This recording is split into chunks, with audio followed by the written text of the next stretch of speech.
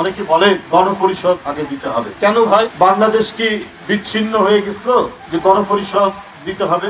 গণপরিষদ তখনই দেয় যখন একটি দেশ যখন স্বাধীন হয়, স্বাধীন হওয়ার পর যে দেশে কোনো আইন থাকে না, সংবিধান থাকে না, সরকার থাকে না, তখন সেখানে একটি গণপরিষদ করে সংবিধান রচনা করা হয়, সরকার গঠন কারা করবেন সেগুলো করা হয় গণপরিষদ দ্বারা।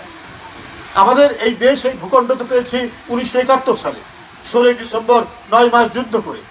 তাহলে গণপরিষদের কথা কেন বলা হচ্ছে, কারা বলতে চাচ্ছে?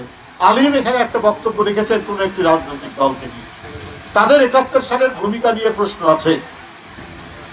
তাদের রাজনৈতিক দল 71 সালে অপরাধ করেছেন বলে মনে করে এখন 71-এর স্মৃতি ভুলিয়ে দিতে চান আপনারা? 71 তো একটা বড় অর্জন এই জাতির অর্জনকে ভুলিয়ে দিতে চান কেন?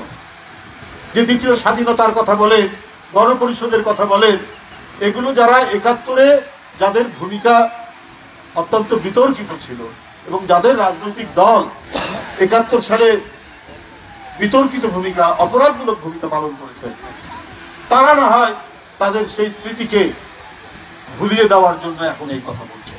কিন্তু আজকে যারা বৈষম্য বিরোধী ছাত্র নেতা ছিলেন, নতুন নতুন রাজনৈতিক দল যারা করছেন, তাদের মুখ থেকে এই কথা বললে আমাদের কাছে কিন্তু এক ধরনের বড় প্রশ্ন দেখা যায়।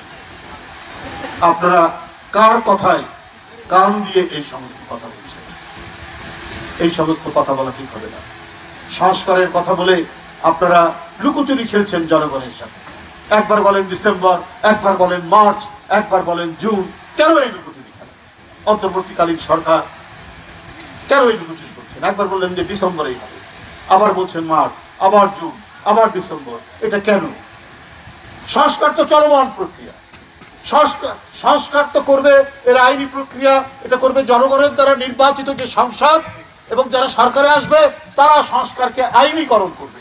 আপনারা সংস্কারের একটা প্রস্তাব দিতে পারেন।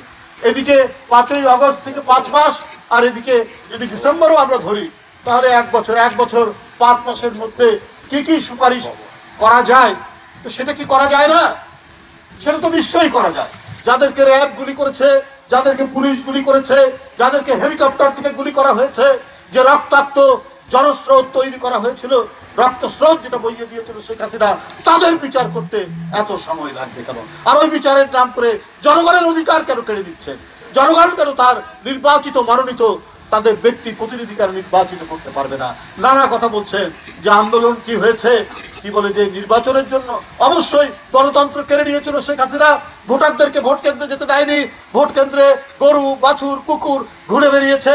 এই কারণে এই হারানো অধিকার ফিরে পাওয়ার জন্যই তো আন্দোলন, সংগ্রাম, এবং এটা তো গণতন্ত্রের অপরিহার্য অংশ। তো কেন আপনার নির্বাচন দেরি হবে? কেন নির্বাচনকে নিয়ে আপনারা গড়িবসি করবেন? এটা তো করা ঠিক হবে না।